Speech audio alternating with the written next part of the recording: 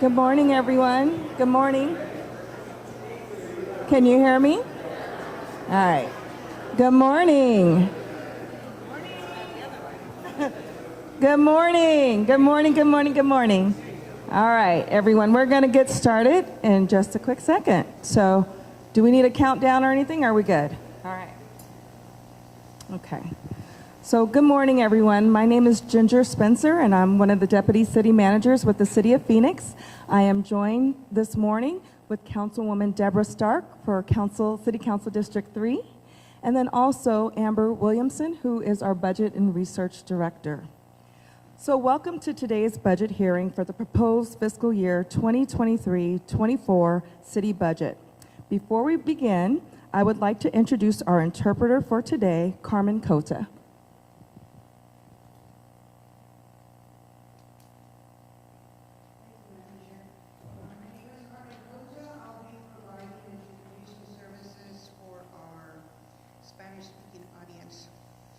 Please give me a minute to introduce myself to them. Buenos días, mi nombre es Carmen Cota. Yo les voy a servir de intérprete esta mañana para la reunión de presupuesto. Also, if you need interpretation services and need a headset to listen to the meeting in Spanish, please let me know. Thank you, Madam Chair. Thank you, Mrs. Cota. The feedback we received today is extremely important as we formulate the proposed budget to present to City Council, so your input may be considered before the budget is approved. The proposed budget will be presented to City Council on May 2nd and voted on May 16th. If you wish to speak at today's hearing on the proposed budget, please fill out a comment card. For those of you who do not wish to speak today, you can fill out a comment card and check the box "I do not wish to speak."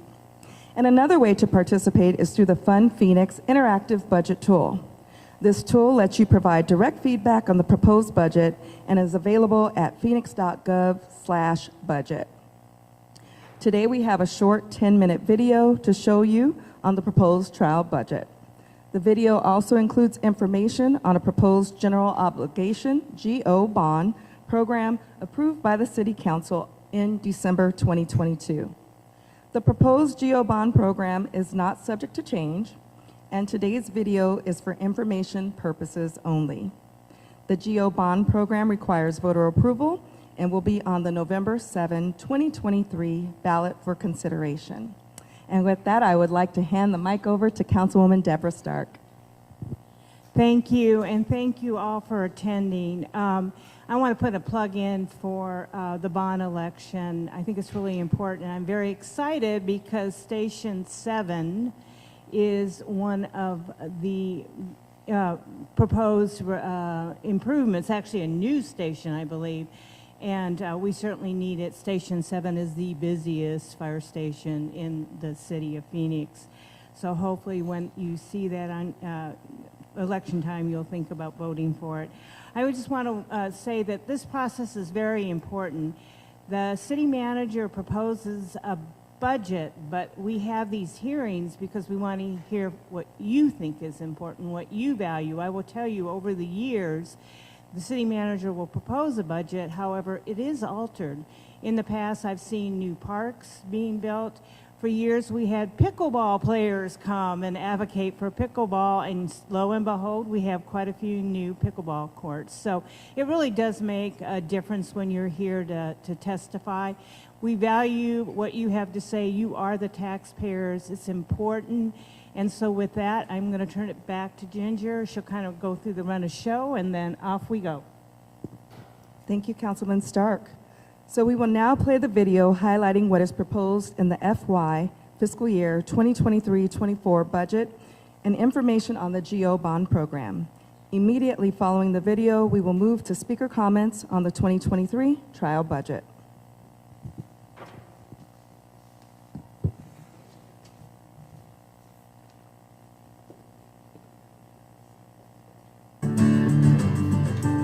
The City of Phoenix trial budget for fiscal year 2023-2024, proposed by the Phoenix City Manager, is ready for public review and comment. A trial budget is a rough draft of the actual budget, estimating how much money and how it will be used for the next fiscal year. How does Phoenix's annual budget work? The city budget is made up of three parts: the general fund, enterprise funds, and special revenue funds. The general fund is made up of city sales tax, property taxes, revenue distributed by the state from income tax, sales and vehicle license taxes, and some fines and fees. The general fund supports many of the services our residents, visitors, and businesses have come to expect in Phoenix, such as libraries, parks, senior and youth programs, police and fire services, and more. Enterprise funds are those city departments that only charge the people who use their services directly, like water and sewer, airlines and passengers at Sky Harbor, and trash and recycling customers. Finally, special revenue funds reserved for specific purposes, from grants and voter-approved sales taxes dedicated for parks and preserves, transportation, and public safety. That's how Phoenix gets its money. Now, how do we spend it? Phoenix has a long history of responsible budgeting, ensuring resources are balanced to projected expenses each fiscal year. A top priority of the City Council is to ensure the public can engage in the budget development process every year, giving the community a voice in the future of our city.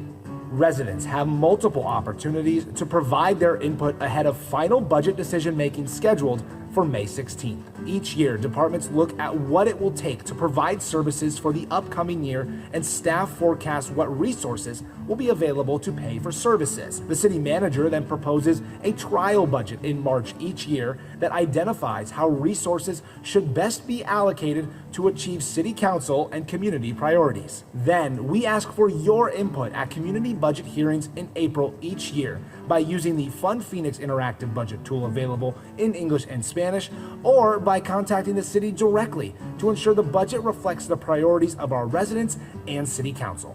After receiving your input, the city council will vote on the budget in May and legally adopt the budget in June each year. State law requires the city's budget to be balanced each year, and this year we are happy to report a projected budget surplus of $134 million. This is thanks to Phoenix's continued strong economy and sound fiscal leadership from the mayor and city council. For fiscal year 2023-24, the proposed general fund trial budget proposes to allocate the surplus primarily to address employee compensation. The city is experiencing significant vacancies across all city departments due to the competitive labor market, and increases are necessary so we can ensure our most valuable asset is paid competitively and positions can be filled with the best talent available to deliver services to you. This year's trial budget also includes $14 million in general fund money proposed to programs and services in City Council and community priority areas. Focus Area 1, continuing services for vulnerable populations. To ensure vulnerable populations can continue receiving vital services that are at risk due to expiring or reduced grant funding, and increase resources used to help individuals experiencing homelessness, substance abuse, and behavioral health issues, $7.4 million is proposed to support the Low-Income Home Energy Assistance Program, Victims Advocacy Services, and expand the Behavioral Health Engagement Team's contract. The funds proposed would also expand the Phoenix Cares Outreach Program to increase resources focusing on targeted areas in the city with high concentrations of encampments requiring cleanup, and continue operations next fiscal year at shelters serving 420 individuals per night and approximately 1,300 each year. Focus Area 2, enhancing public safety responsiveness and criminal justice. To help improve emergency response times across the city, $3.5 million is proposed for the Phoenix Fire Department for an additional rescue unit and to fully staff a new fire station located at 19th Avenue and Chandler Boulevard. As part of the Phoenix Police Department's focus on civilianization efforts, new positions are included for civilian investigators and police assistants within the department, along with training and crime scene specialists. Costs will be absorbed in the existing police department operating budget for fiscal year 2023-24. This proposal also includes additional resources for the law department. to replace grant funding that will be reduced next fiscal year used to provide services to victims of crime. Focus Area 3, Healthy Neighborhoods and Community Enrichment. To expand the city's efforts toward equity and arts, $125,000 is proposed to increase funding for the Community Arts Grants Program that supports renters at Herberger Theater Center and other local venues. Also, a new project manager position to help manage and coordinate the Office of Arts and Culture's model for involving artists in designing and building a better city. The cost for this position will be paid for with existing capital project funds. A proposed $571,000 for the Neighborhood Services Department would add funding to expand the gated alley program, providing resources to install approximately 77 new gated alley segments each year, and restore 2 grant-funded neighborhood inspector positions to the general fund, which will free up grant resources used to serve low and moderate income residents. In an effort to increase park security and advance the city's climate action plan, $2 million is proposed for the Parks and Recreation Department to hire 14 park rangers and 1 park manager to create 2 urban park ranger teams that will work overnight. The addition of an overnight third shift will provide coverage 24 hours per day, 7 days a week at city parks. The proposed funds will also add more staff to expand tree planting and shade canopy efforts citywide and add a new volunteer coordinator to assist in the coordination of volunteer efforts throughout city parks. Non-general fund supplementals total $1.4 million. Due to growth and security needs at the airport, $917,000 is proposed for 2 new access agents for badging services and to add vehicles needed for the Airport Bureau. $488,000 is proposed to support technology and streamlining of services provided by the Planning and Development Department, including managing the Shape Phoenix permitting system, enhanced electronic plan review, and staff to support increased human resource activity. In addition, $1 million is reserved for possible changes to the trial budget based on resident feedback on the budget, and $5 million will go to the General Fund Contingency or Rainy Day Fund to ensure resources are available in the event of unexpected economic or financial events. This has been just a taste of what you will find in the 2023-24 City of Phoenix proposed trial budget. More information on the proposed budget is available at our website, Phoenix.gov/budget. We encourage you to provide your input using Fund PHX, an interactive budget tool available in English and Spanish that lets you provide direct feedback on the proposed fiscal year 2023-24 trial budget additions. We hope that you'll review additional details in the budget tabloid available at each budget hearing in English and Spanish and online at Phoenix.gov/budget. Please share your feedback in whatever way works best for you at one of the community budget hearings or by email at budget.research@Phoenix.gov. You can comment on the city's social media pages at City of Phoenix AZ on Facebook or on Twitter using hashtag PHXBudget, or call us at 602-262-4800. All resident feedback will be shared with the City Council so they may consider it before making final budget decisions. The City Manager will present his proposed budget for 2023-2024 to the Phoenix City Council on May 2nd, 2023. The Council's budget decision will take place on May 16th. 2023. Thank you for being a part of this important process. We look forward to hearing your ideas for this year's trial budget and the future of Phoenix. And now to an informational update on the City Council approved 2023 General Obligation Bond Program. In December, the City Council approved a General Obligation Bond Program to advance to the voters in the upcoming November 7th election.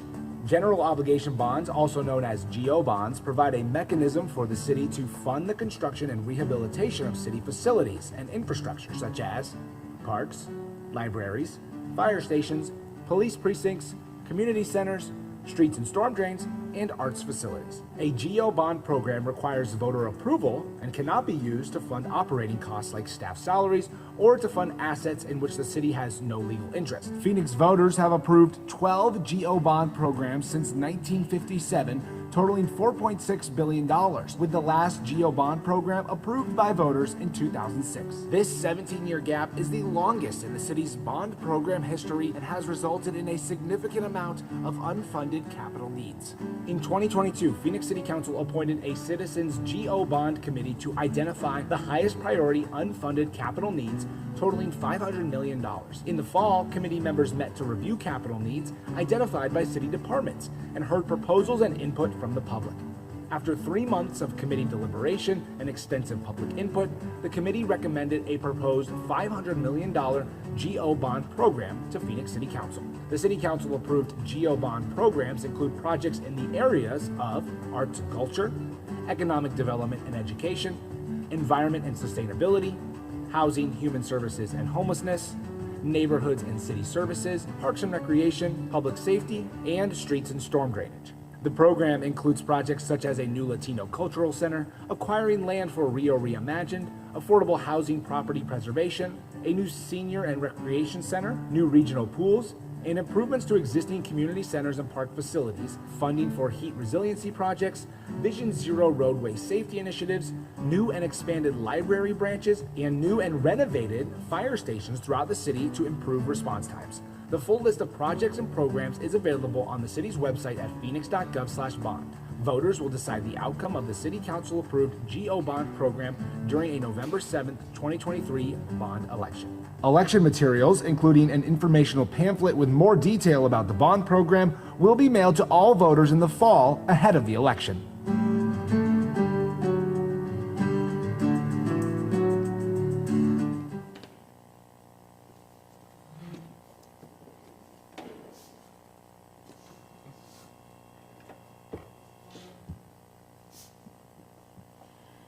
So now we'll hear from our speakers. And first, Craig Tripkin. There you are. Hi, Craig. We need you to go up to the microphone because we are taping this. So. I'm with A New Leaf, and I'm here. Well, first, I'd like to say something. You know, I spend a lot of time in City Hall, and a lot of people lecture me on what city people, city officials, council people, and staff need to know. You know, tell them this, tell them that. And I keep saying, these guys spend 15 hours a day studying public policy. They pretty much know what's going on in the world. And I just want to tell you, I want to thank staff for being as, for the time they spend and the things they've learned.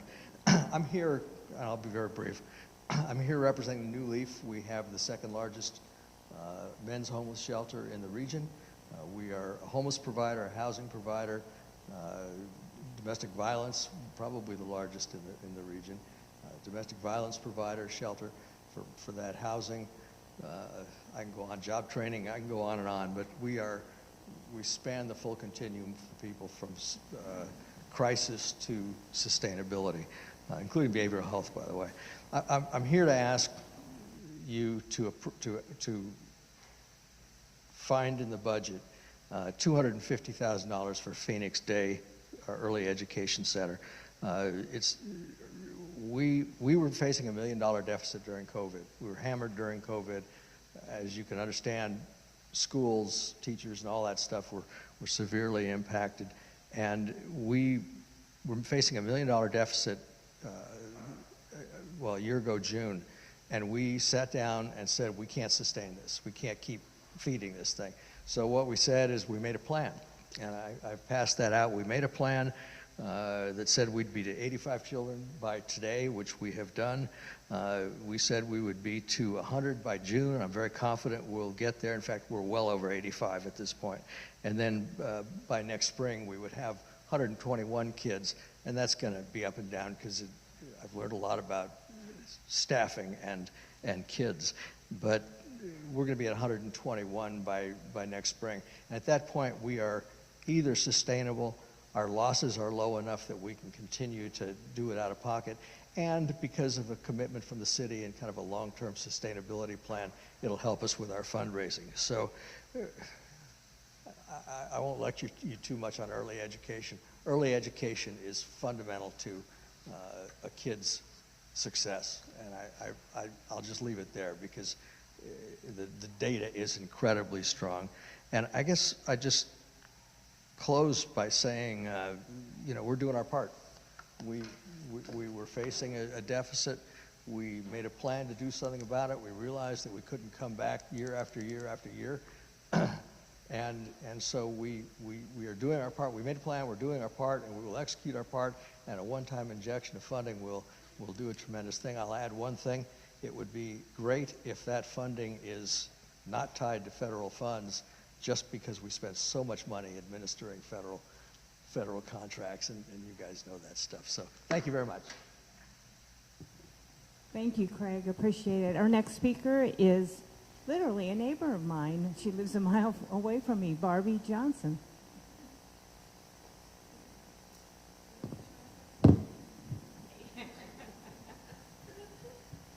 Good morning. Thank you so much for the opportunity to speak this morning.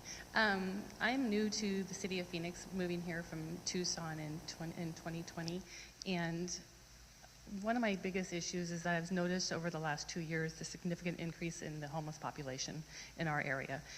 Prior to, when I first moved here, it wasn't that bad. I didn't see very many homeless in our parks or in our washes. I used to walk our wash quite frequently. Now I don't walk our wash at all unless I'm with somebody else, because there's such a high homeless population in our wash.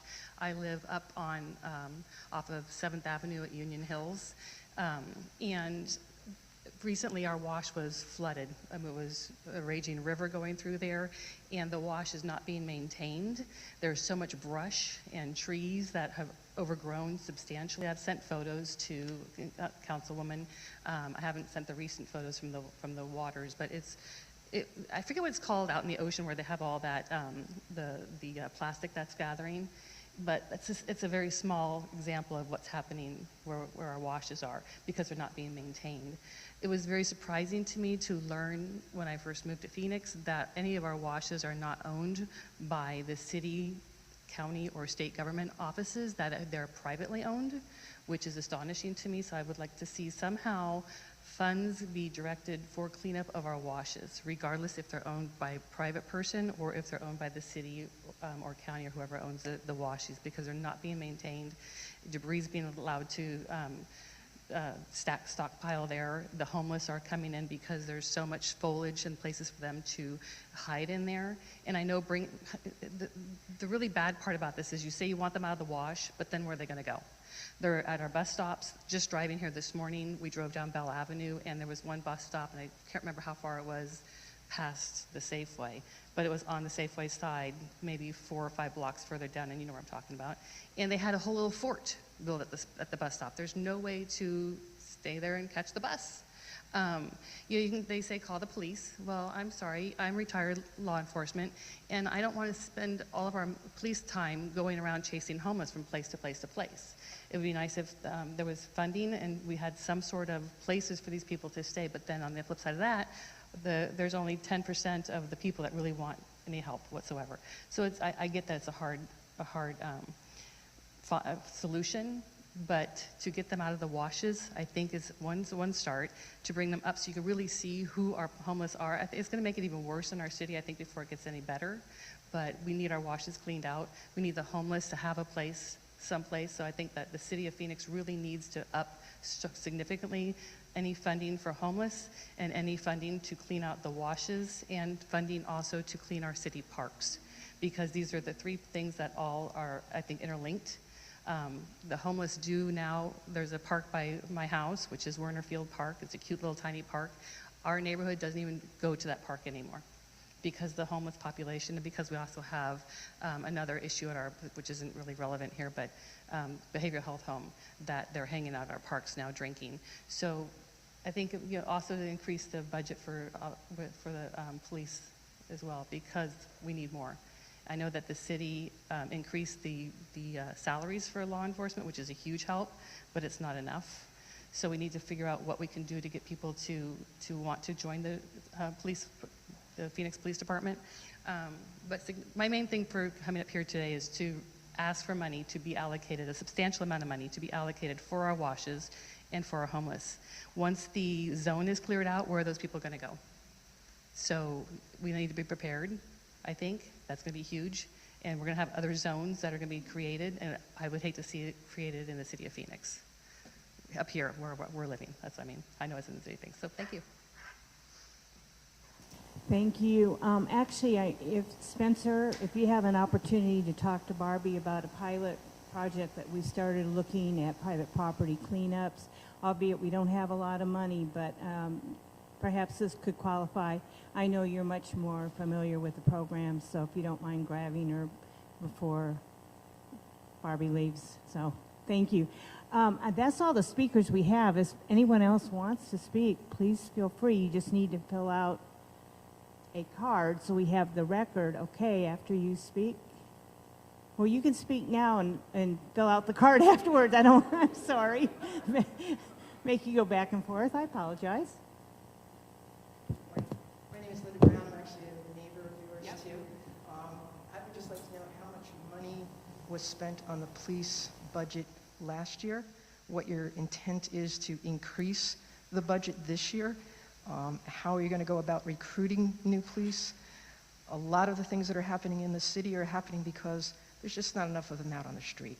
The speeding, the red light running, the inability to get people off the bus stops, they're just not visible. So if we could increase the number of police by putting more money in that budget, greatly appreciate it.